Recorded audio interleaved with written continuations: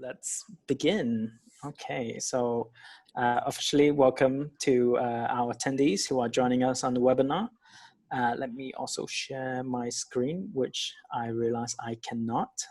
Rachel, could you help with the screen sharing? Sorry, guys. Yes, so with us we have Michelle from Easyship, Jeff from WorldFirst, and then James from GarageSociety. So in this webinar, we're going to be showing you guys how to get started, get your e-commerce started in Hong Kong, as well as what other help and assistance that you'll be needing afterwards. So this is in conjunction to our recent release of our white paper, which really goes into detail on what does an incorporation in Hong Kong look like, what you need to do every year, as well as what are the key services that you need. Yeah, let me share my screen again.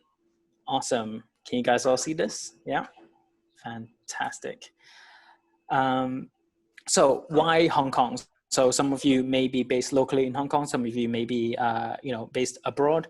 So Hong Kong is still one of the, world's leading financial hub, where it's got great access to, different financial offerings, such as, our one of our guests, WorldFirst, they have an excellent account offering for people like, who are starting up their first business in Hong Kong. They make it very easy to set up an account as well.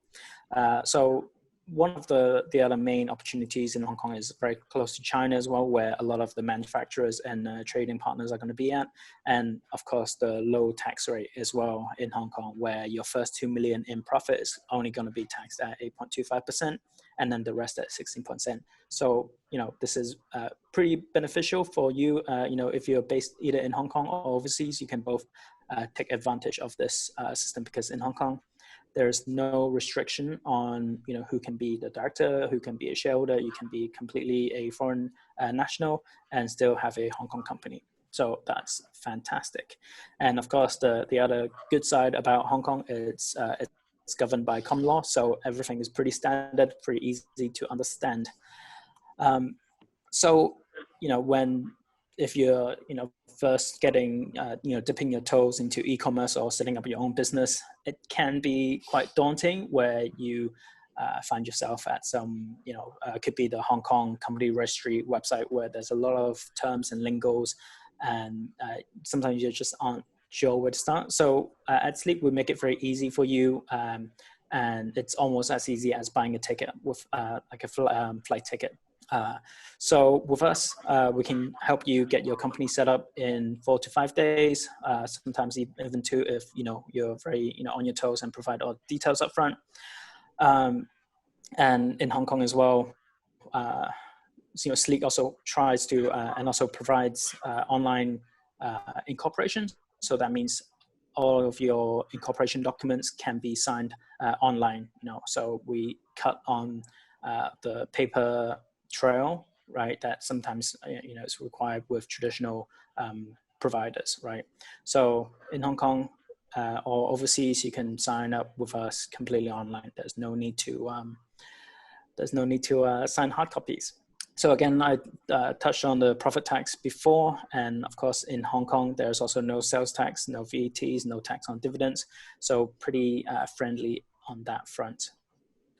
When setting up your Hong Kong company, you need to draft your incorporation documents. So this one Sleek can help, and then to just e-sign, and then to file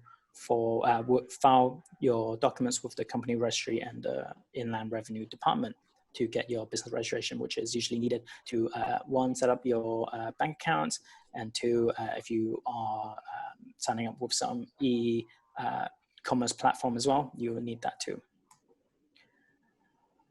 So again, in Hong Kong, besides, setting up a company, just a legal entity, with the initial corporate filings, there are some annual requirements that you need to fulfill, such as hosting your own AGM, filing for your annual returns and your business registration, which allows you to conduct your business.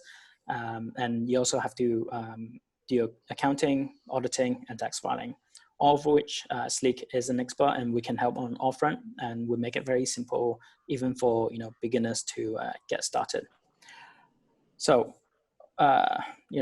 this is what we do in a nutshell. We help you incorporate. We provide company secretary service, which is again, those company filings that you need to do for your company. We make it very simple and teach you how to do all that and draft all the documents. You just need to e-sign. Of course, we help on accounting, payroll, and if in Hong Kong you don't have a address for your company, we can also help provide that for your business, right? Because we're a TCSP license holder. So yeah, very good there. And of course, today, besides just learning about how to set up your company in Hong Kong, you also need a few things like, especially e-commerce, you need your bank accounts, you need how to work out the logistics side, and also having, if you're in Hong Kong, based in Hong Kong, also having your space in your office space and grow, having something that grow with you and your business. So without further ado, I'm gonna introduce, I'll give the floor to our speakers. I'm gonna start with Jeff first. Hey Jeff, how you doing? Yeah, I'm good. Fantastic. Can you tell us more a bit about who you are, what WorldFirst does, and what it can offer our attendees today? Okay, so I'm Jeff from WorldFirst. So here's some of my background. I have been working in WorldFirst for the past 5 years, and I'm responsible for the e-commerce and enterprise business development in Hong Kong and Taiwan area. So a little bit background about WorldFirst. WorldFirst was founded in 2004 in London, and we aim to provide a fastest and safest payment solution for those cross-border merchants while offering the most competitive FX. Yeah, and also our company was acquired by Ant Financial Group last year. This brings us an opportunities to integrate with those Alibaba Group e-commerce platform like Alibaba.com, AliExpress, Lazada, which is those cross-border e-commerce seller willing to set up store there. So our overall business capability enhanced a lot after the acquisition. Yeah, so we were first from in e-commerce side, we provide a payment account for our for those online merchants to receive those overseas funds and also for the supplier payment. Yeah, that's what we have doing in the e-commerce side. Great, fantastic. Michelle, what about you? How does Easyship help e-commerce business when they first started? Yeah, so actually, in general, Easyship specializing in helping B2C e-commerce seller to ship their products globally. And in general speaking, Easyship actually works very similar to Expedia, where we are a price comparison platform that we can help to compare like the shipping cost, the delivery time of the different shipping solution we offered. So if we have, let's say, a client that is shipping internationally, so they may then notice that different courier, they actually have different advantage shipping to different countries. So with one Easyship account, they can actually have access to many different shipping solutions we offered, and instead of going to each courier to open an account with them in order to use the service. And then, so for me, myself, I usually give advice to my client on how they can optimize the shipping strategies on their e-commerce store, and like how they can like give the best estimate of the shipping cost and information for the customers at checkout, and like to give them like a higher transparency towards the shipping options they're providing to their customers, and in the end, just to increase the conversion rate for the online store. Right. Wow, that's a lot to take in, but I'm sure we'll go into a little bit more depth later on. James, Yeah, sure. Can you tell us a little bit more about GarageSociety and perhaps some clients who are with you guys who are in the e-commerce space? Yeah. Well, yeah. Similar to Jeff, I've been with Garage now for around 5 years here in Hong Kong, and I'm actually originally from London, so we seem to have a few common traits there. I'm sure I don't have a stake in the upcoming Ant Group IPO though, unfortunately. So Maybe Jeff can talk to me about that after the call.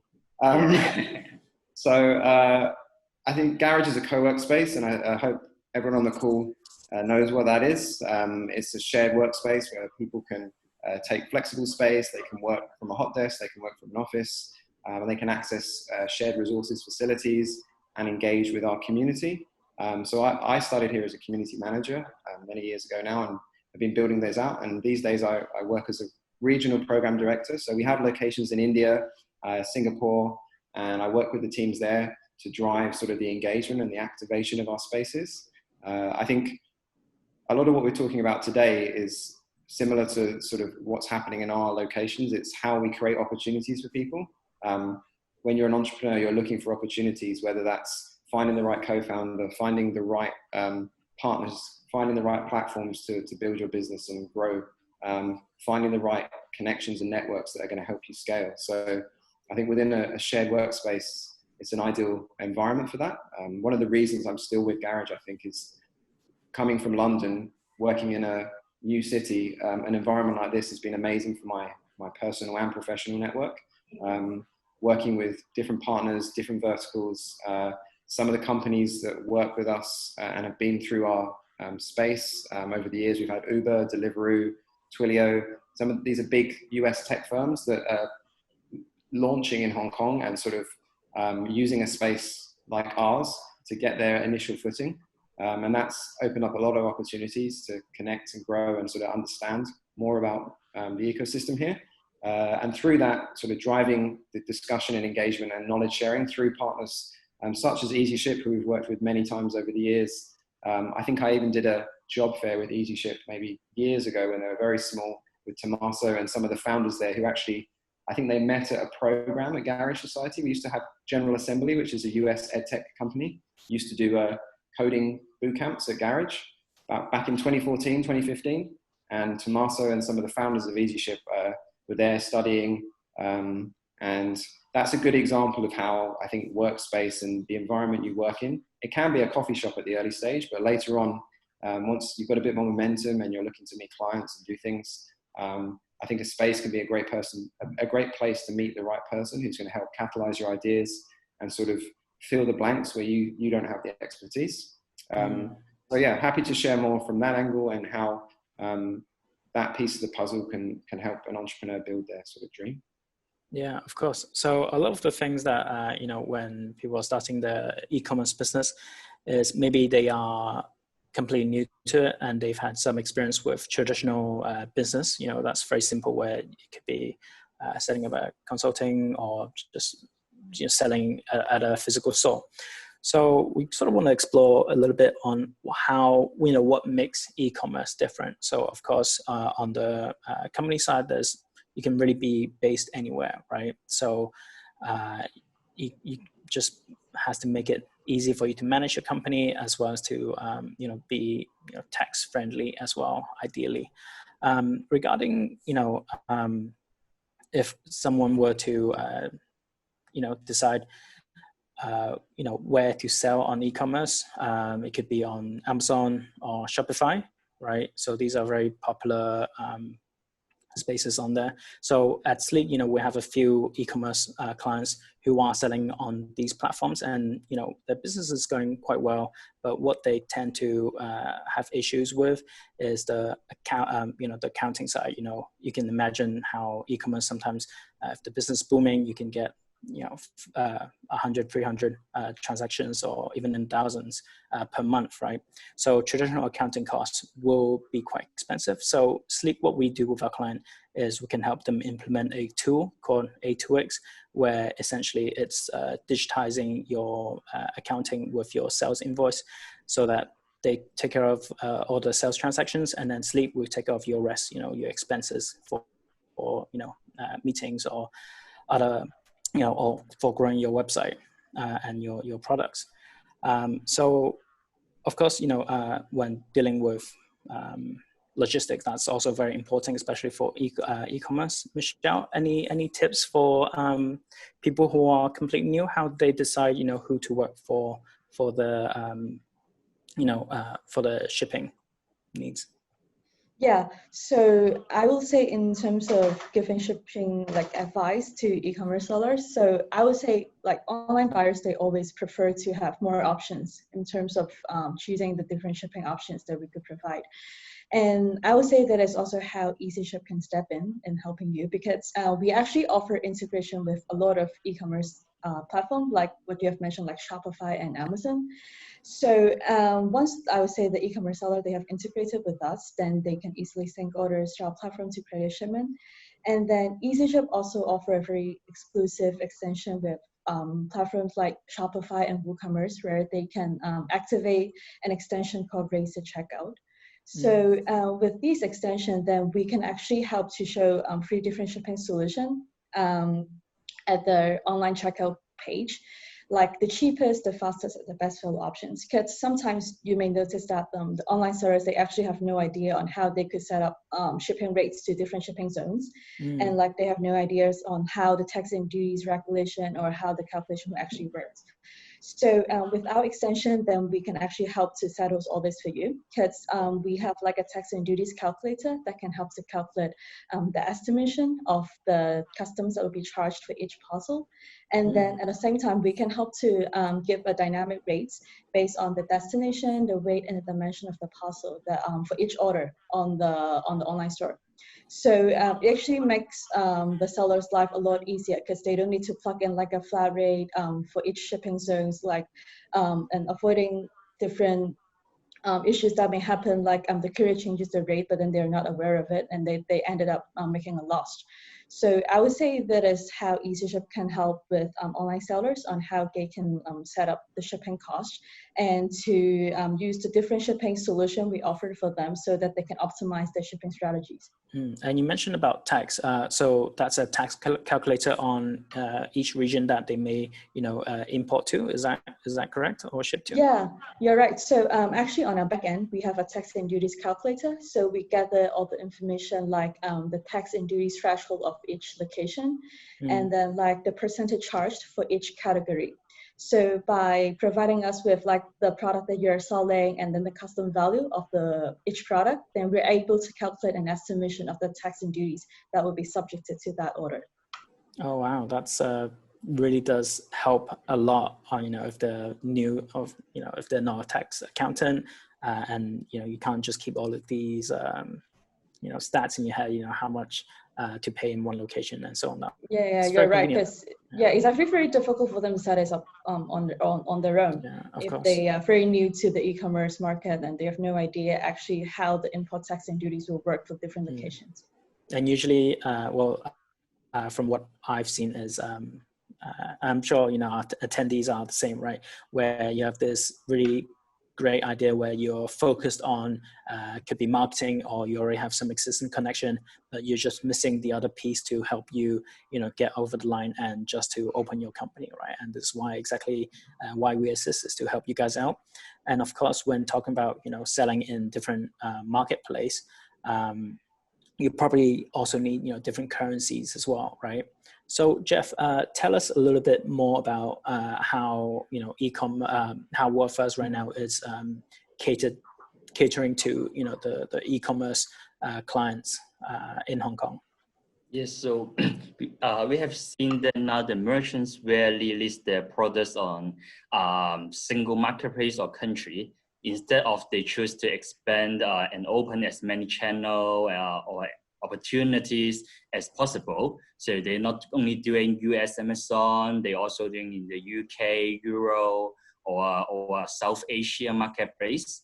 So because of this, we have developed a solution called the World Account to allow this international e-commerce seller to receive their earnings across their marketplaces and countries into one single platform. So now our World Account can provide 10 local currency virtual accounts to our seller with no additional costs. So one World Account we can open for up to 100 virtual accounts to our merchants to receive different marketplaces, or even in the same marketplaces. Maybe we can see some of the seller, they have few store in the US Amazon. They have over 10 stores in US Amazon. So they only need one WorldFirst account. Then we can help them to monitor and then also to manage to receive those payments. And also we're providing a very competitive FX rate, because we can see that some of the payment gateways on the market are charging like over 2% of the transaction fee or of the FX spread. And WorldFirst offer a very good FX rate with no more than 0.3%. So you can see that the huge difference in cost is only one of the attraction of the World account. Yeah, of course, FX is super important when you're dealing with multiple currency. Yep. Because at the end, you may need to expense or have that income converted to pay other expenses.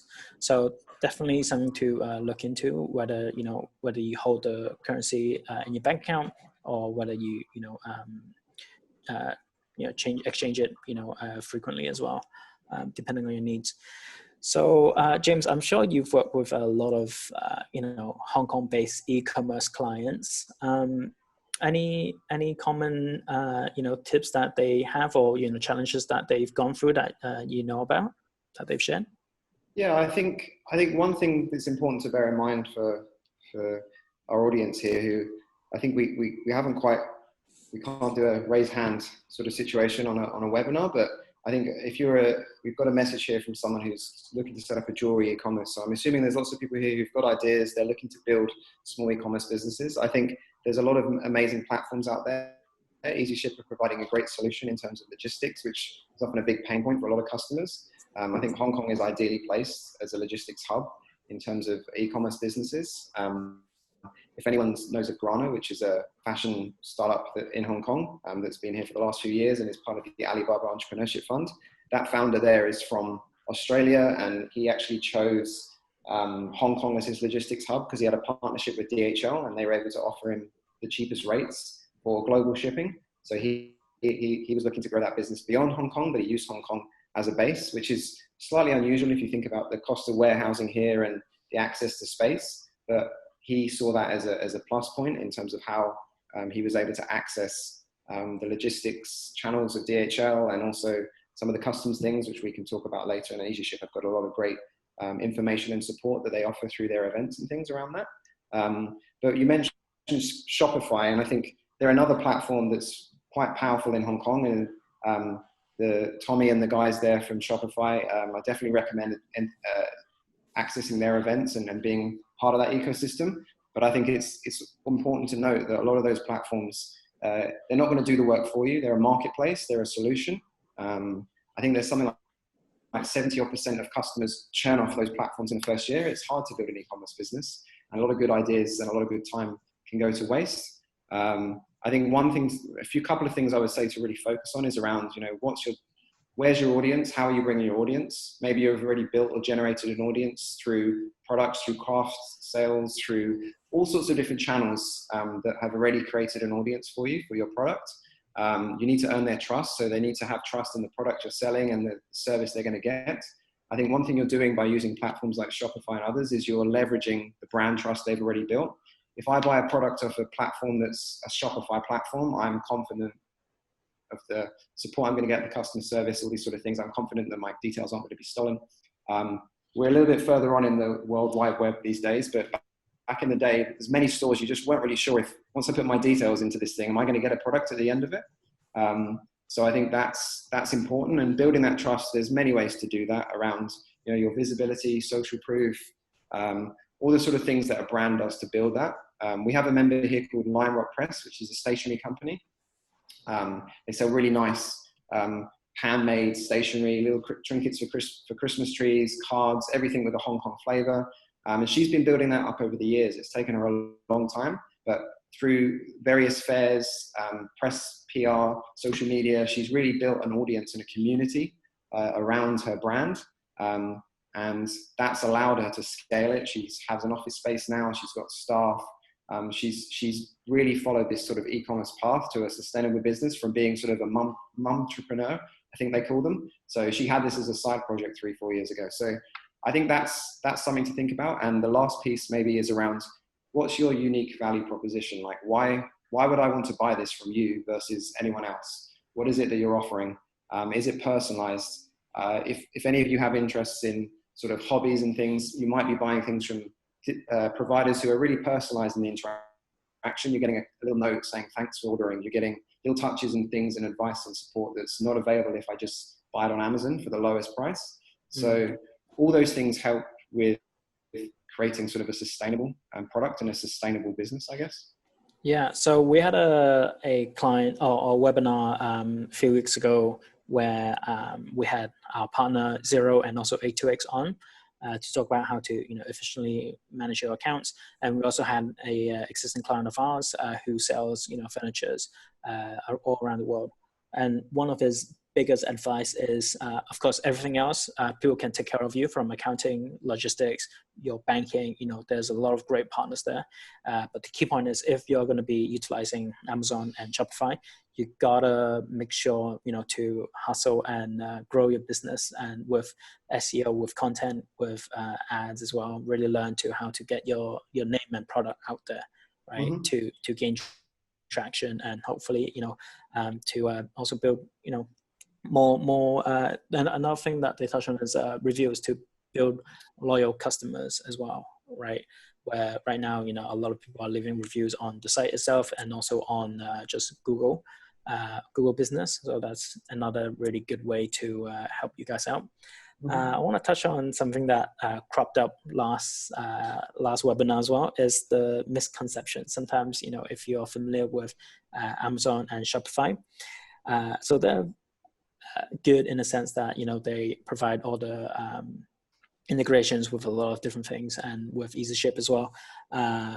But when they do send out that weekly or monthly statement to you with your rundown of your sales and stats as well, it's a little bit misleading, because that is not the only thing that you should be considering when looking at your accounting, right? There's a lot of transactional fees or different tax or refunds that doesn't quite get taken into account. And if you're just looking at that fee, then your margins are probably going to be a little bit off than usual. That's why at Sleep we can help you make sure your accounting is right, and then to keep your finances in check.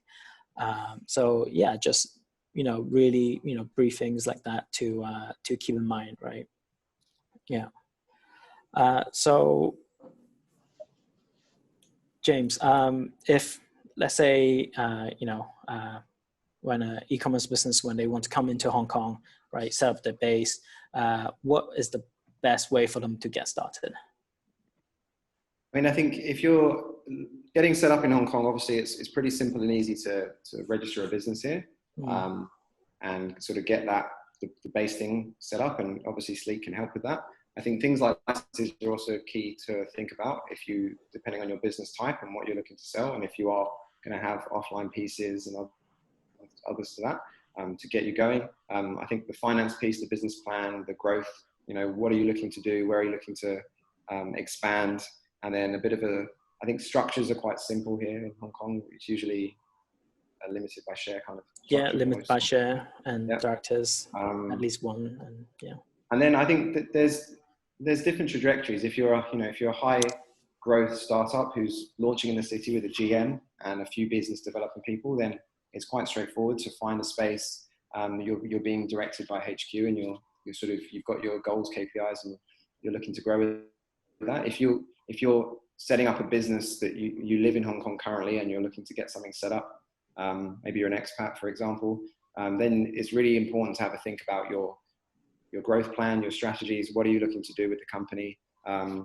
Where are you looking to go with it? What's the business plan? Are you bootstrapped? Is there investment? All these questions will come up at some stage. So it's good to at least have a bit of a think.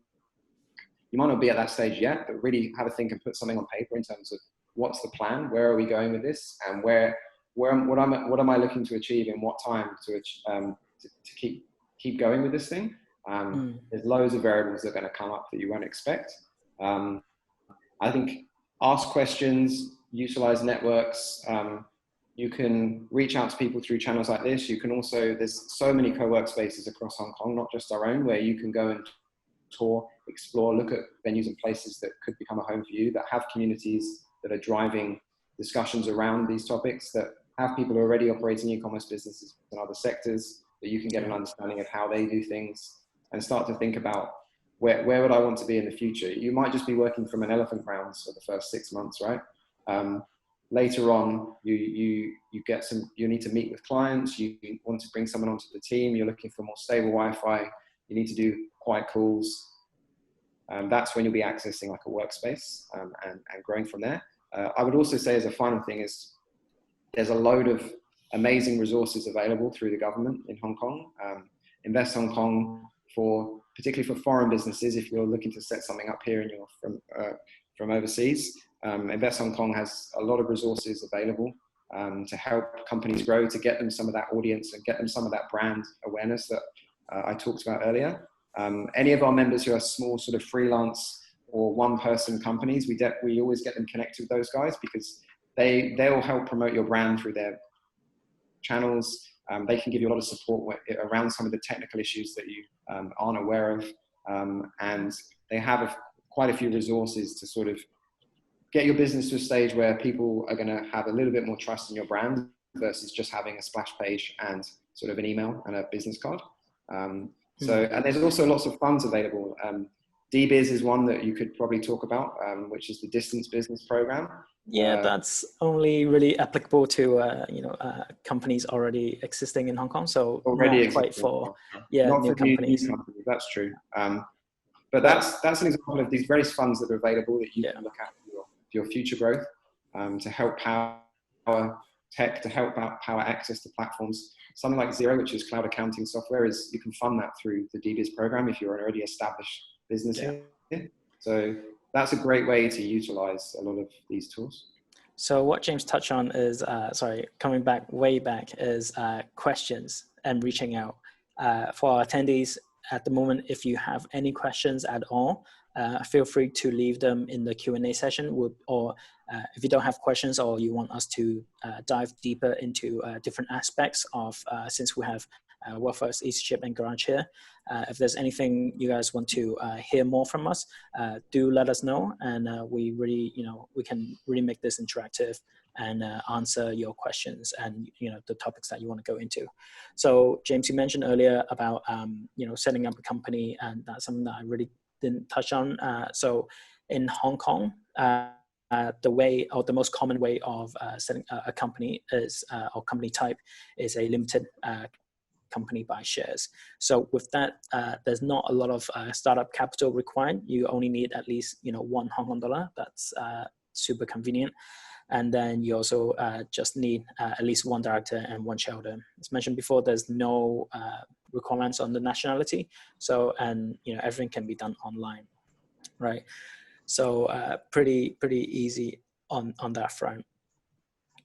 So yeah, Michelle, throwing the ball back to you again. Mm-hmm.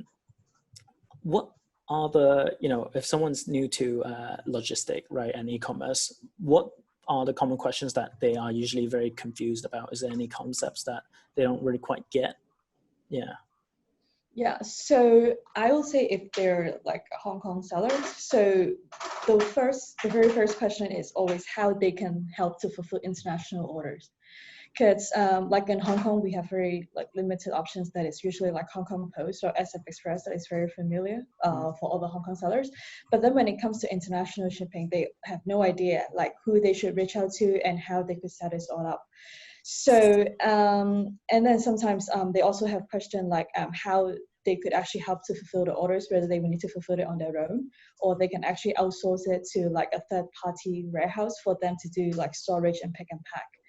So I will say, I think the very first thing that you will need to do is to figure out your target countries so that you can take a look at the tax and duties regulation, because I would say that is also one of the very important parts that will affect how you could show all this information to your customers. Because as in, if you're taking an example, in the US, they have a very high tax and duties threshold that is up to 100 USD, but whereas in the Europe, it's only 20 euros. So that's a very huge difference between the gap. So usually if they're targeting like countries like in the US, then obviously they can still ship it out from Hong Kong, because it's not very likely that the shipment will be subject to tax and duties. But whereas in sometimes if they're targeting like European countries, then they may consider actually warehousing in the Europe instead, so that they can ship locally to like, so that the shipment won't be subject to tax.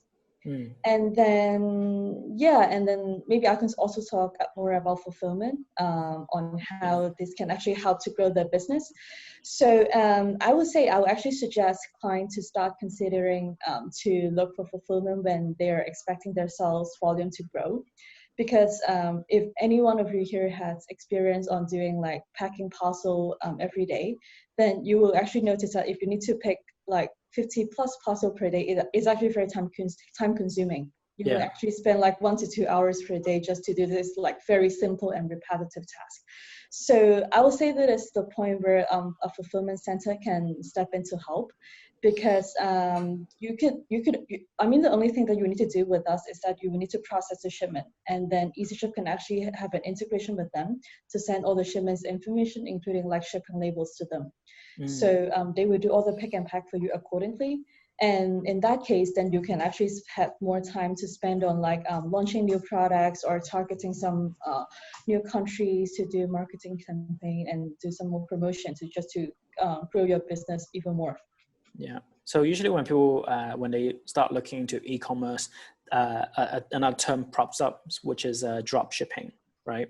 Is that what you mean by, you know, having the manufacturer pack it and ship it as well? Or? Actually, it's a different model. So for drop shipping, you'll be shipping directly from the supplier, whereas in for our fulfillment program, you're actually shipping all the stocks to our warehouse. So let's say if you have multiple suppliers, let's say maybe some in China and then some maybe in India, then you can actually ship everything to one single warehouse to ship out everything in one consolidation center and actually treat this as a hub. So to have all the orders shipped from one location instead of shipping it from multiple locations for just one single order.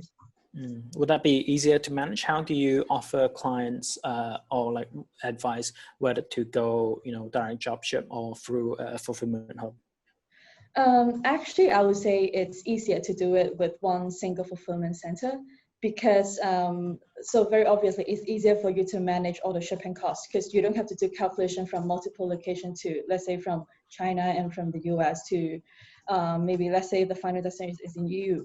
So the calculation is a lot easier, and then you only need to deal with like one single point of contact in terms of all the warehousing and pick and pack. So I would say the whole setup, like on the operation side or on the logistics side, is actually much easier for you. Yeah. Would it be worth to go through this when they're just starting out, or should they have at least, you know, some established business before setting this up first? When is the right time to transition, I guess? Yeah. I would say it is always good for them to start using this model when they have like a very stable volume, because I would say there's a lot of fulfillment center in the world that they do charge like a minimum monthly spending of like a few hundred orders per month. So if you're just starting up, then this may be a very high cost for you to like work with a warehouse partner but not being able to fulfill the limit that they offered. So I would say it is always good for you to like know about the target countries that you are targeting, and then you can start to look for fulfillment center.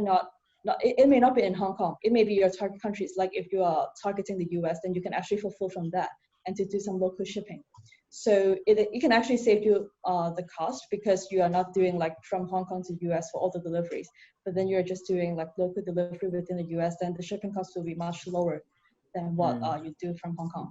Yeah, because it'd be local, right? Yeah. Yeah, you're right. And then tax and duties is also an issue. If you're doing local shipping, then there won't be any tax and duties for any local shipping. Well, thank you for that, Michelle. Jeff, anything to add before we jump into the Q&A?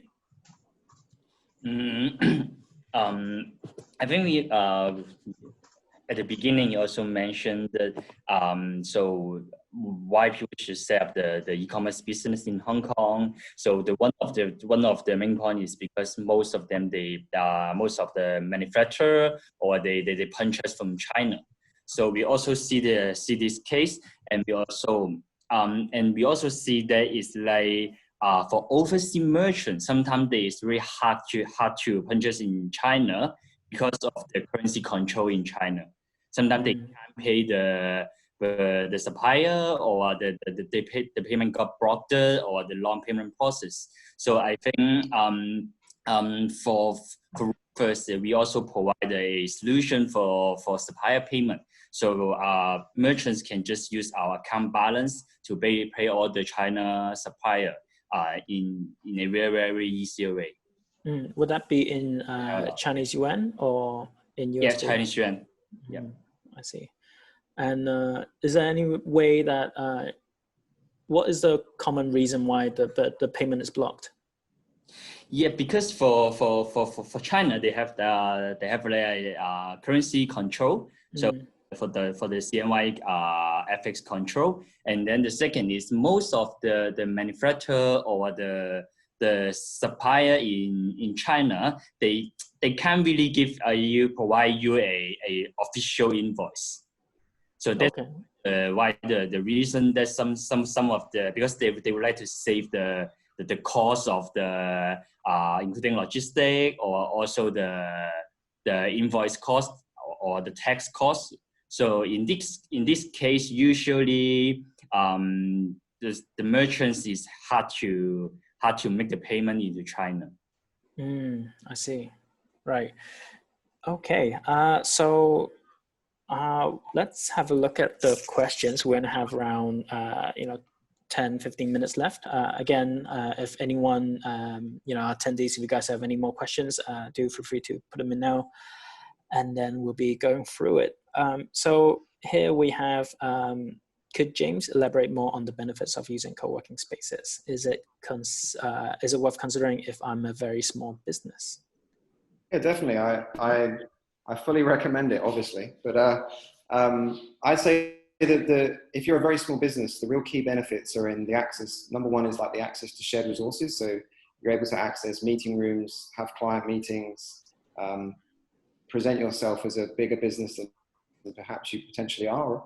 And alongside that, access resources that allow you to drive your business forward, strong Wi-Fi, printers, scanning, faxing, concierge, reception, all those sort of things. And that also in a short term will help you attract staff. Young staff members are looking for a workspace that fits with their needs, a work-life balance, places that are comfortable but also tech savvy, have access to, we have coffee shops in our spaces, we have game rooms, we have the things that attract a young person to a job or someone who's looking to work with you. And I think the second piece is around the network. When you're a small business, I feel that's a real key, is that a lot of your business opportunities are not going to come through your Instagram page for some businesses. They're going to come through your networking, your network and the people you work with, the references and the referrals that you get. A lot of small businesses are working together through connections that are very interesting to trace back. How you've met someone at an event, or you connected with a partner through this place and they're recommended from Jeff at WorldFirst recommended me to this person because we've used them for this sort of work. A lot of the B2B stuff, when you're building your business up at the early stage, it can be very hard online to find trustworthy resources and companies and organizations that you feel are going to offer the results you're looking for. So at that very early stage, that's where you meet and connect with people in workspaces, and through the events and community activation that kind of happens in those spaces. I think, as I mentioned at the beginning of the call, it's that opportunity. How can we create and generate as many opportunities for you to grow your business through our workspaces? And then also alongside that, your sort of personal growth objectives, whether that's through learning, whether that's through socializing and connecting, and whether that's through sort of helping you become a future leader or a future leader of a business that's growing and is generating great revenue and it has a story to it. So I think opportunity for me is the takeaway from everything there. Yeah, of course. And you also will be able to meet different e-commerce sellers as well, potentially, who are selling in different spaces. You guys can share experiences and just grow that connection. Exactly. And I mean, any member that joins Garage, you meet with me and my team, and we run through like community sort of map for you to understand your business. What are your growth needs? What are the areas you're looking to grow in? Where are your weaknesses? What are you looking to achieve in this, in this year? Objectives and sort of purpose, and then how can we help with the resources we have? That's a key part for me of what a space can offer.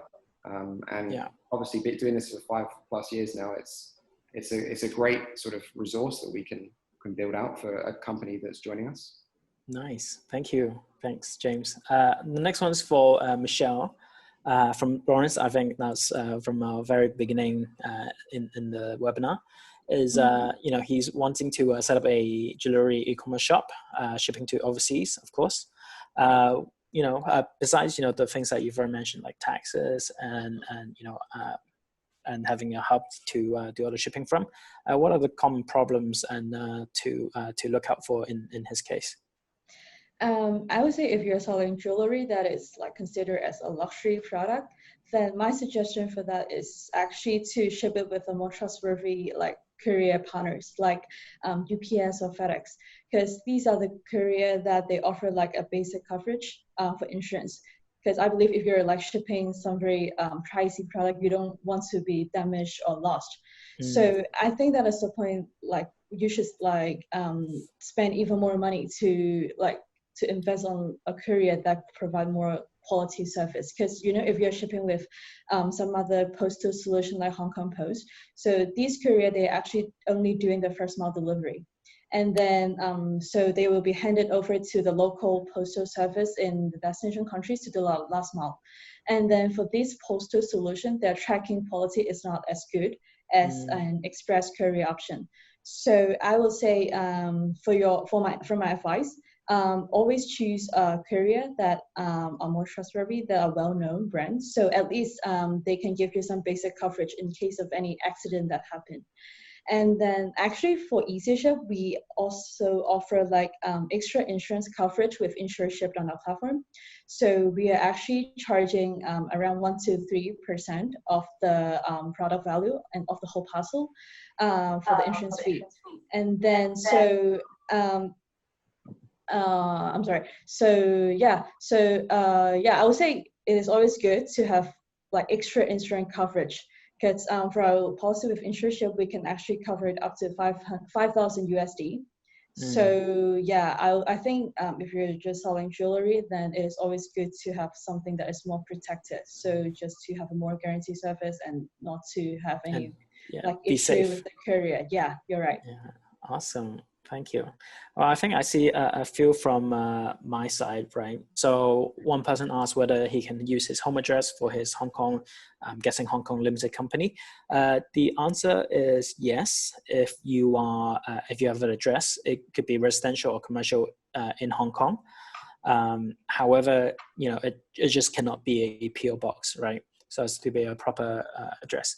On the other side is that, if you are using your residential address, you have to be careful because, once you opt to use your home address, it is publicly visible. So where you live will be tied to your business. So, some clients prefer to be a little bit more, stealth mode or just use a work address as well. Or alternatively, Sleek can also provide an address if you don't already have one or you prefer to use someone else's. So I'm sure, GarageSociety, can they use, Garage as address for the Hong Kong company? Yep, what's the policy there? Yeah, we offer that corpsec, and we also we can, if you're a foreign business and you need the documents for the immigration department, we can put that together as well. So, so that's a key part of. Many of our members don't actually use our space; they just use us for the business address. Our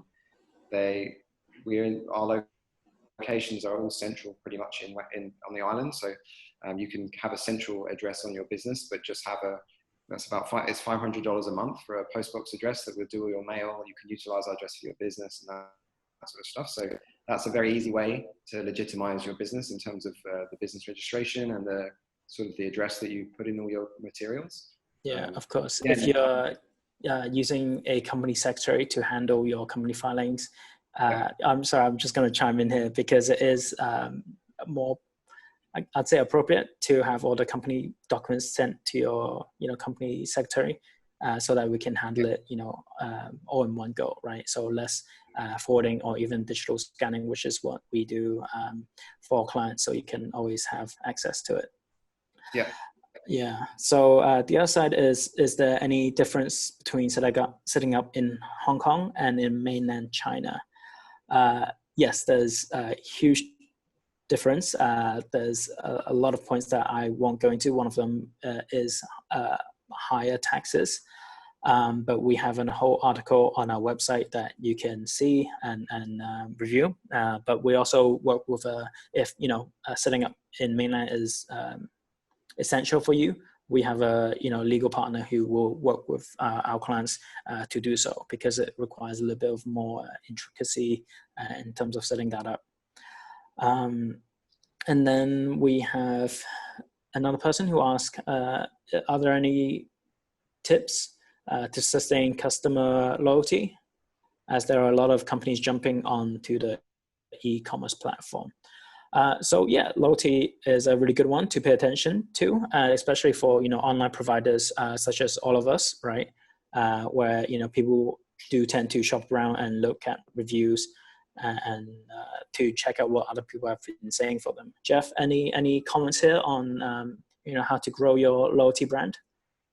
I think it depends on what platform or what marketplace you are doing. Because what I see is in Amazon, you always can join their advertising tools to build customer loyalty. And even in Spotify, they also offer the similar advertising program to the seller, to the merchants, to grow the customer loyalty.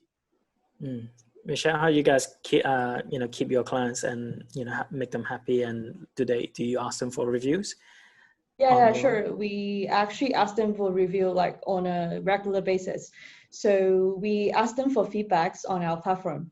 And then on each of our features, each of the section on our platform, we actually allow our clients to leave us feedback on how they think our feature is offering. Like, is there anything they would like to improve, or how the interface can be changed to give that a better interface experience for them.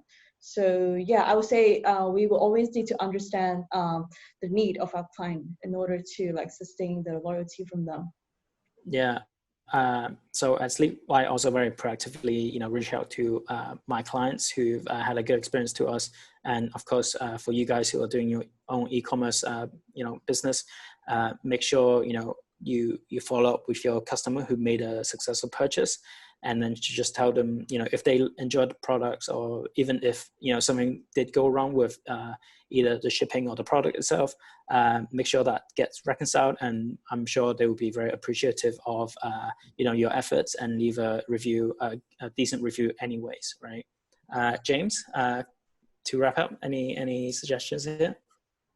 Yeah, I think there's two parts to this. So one is what I was talking about a bit earlier, which is around your brand and building an authentic community around it.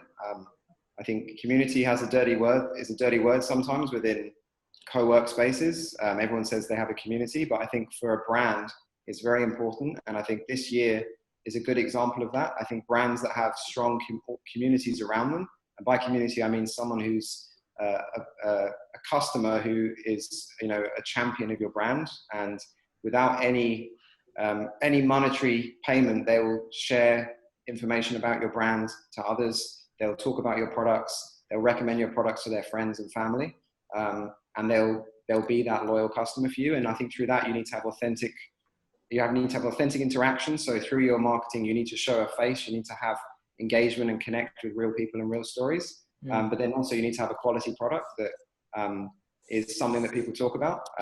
One example is T8 is a trail running company in Hong Kong, and they sell products for trail running. They're a Hong Kong based company who does e-commerce. I'm wearing this mask. They just sent it to me free. And that's because I'm a loyal customer. I've bought all their products over the last couple of years. These are incentives, things that keep connecting to your customer base. They didn't have to do this, but it's a nice gesture that already someone's asked me in the space today, oh, what's T8? What is that? So I think that's one piece of the puzzle. The other piece is getting smart about it, be data centric. there's a lot of amazing automations and things you can do around marketing that drives home the sort of feedback loop and the communication loop with your customers. And platforms like Shopify and the talks that you'll do that you can access through those kind of guys, they really go into a bit more detail about that. So read up on it and look into the resources available. Someone is not just going to a website and clicking a product and then they're done. There's a whole world of feedback loops and things you can play with that keep people connected to you, keep people aware of you. And that's where content marketing comes in. That's where things that even Tom was talking about around the resources that Sleek offers, all that's a way of connecting with their customer base in a more authentic way and sharing the knowledge so that that person keeps coming back and they think of you as not just someone who's selling them a product, but someone who's helping them grow.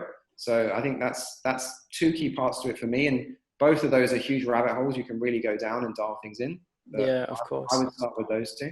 Yeah, well, thank you. Two more questions before we wrap up, and I think they're both, for Michelle, very popular today. Great to hear. So one is revolving around, I guess the point here is CBD being a controlled substance in some countries, because not every country is, allowed to, ship that or import that, and it's a controlled substance. How do Easyship help with that? And also, secondly, refunds. How do you guys do it? So for the first question, that is the CBD product. Actually, we will need to handle it case by case because we will need to check individually each CBD product that you're selling because we need to check the TBC content. So if it falls within the limit, then we can help to ship it. But then we will need to check with documentation like the 2020 MSDS with the courier and our operation team first before shipping any of these items with us. And also, not all the couriers on our platform is actually available for shipping this product. So I would say if you're interested in this, then feel free to reach us to our team, maybe tomorrow. Then we can have a deeper check on checking the products for you and to give you some advice on which courier can actually help to handle all these products for you. Yeah, and then lastly, refund. How if someone were to refund the purchase and ship back, what's the process like? All right, so actually for Easyship, we offer domestic refund in the US and Australia. So Hong Kong is not available at the moment, but then on Easyship, it's not a free return. So we will still charge you for the shipping labels as one single shipment. So let's take an example in Hong Kong. If you ship out something to the US and the clients would like to do a return, then usually for our client is that they will send in a request to our operation team to ask for a quotation for the return shipping labels. So if the pricing works for you, then they can just help to process the shipments for you. But then if you are doing it, maybe let's say in the future in the US domestically, then that is something that you could do it on your own account automatically with just a few clicks. Yeah, so regarding these two, or actually in general, of course, for each aspect of your business, there are always going to be specialists to help, right? So for Sleek, it'll be your incorporation managing company and your accounting. With Jeff, it's, handling your company's, bank transfers and, your different payments and sorts. With Michelle, logistics, refunds and taxes, a whole sort, which very useful. Definitely do speak with them. And also with James is, if you're looking to grow in not just Hong Kong, but anywhere where GarageSociety have presence, feel free to get in touch with them, drop them a line. We are all, very open to speak to you guys and learn about your business and of course to offer our assistance. Well, it's getting quite late in Hong Kong. So if there's nothing else from our audience and from our speakers today, we can wrap it up. After this event, after a few days, we will be sharing an email follow-up, with links to where to find us and a recording of this session. And you can definitely keep in touch and keep reaching out to us, even after the webinar is over. Great, right. Yeah, thank you guys. Thank you for joining us. Yeah. You've been great and have a great day. Cheers. Thanks, everyone. Yeah, have a great day, everyone. Thanks, everyone. Bye. All right, bye, guys.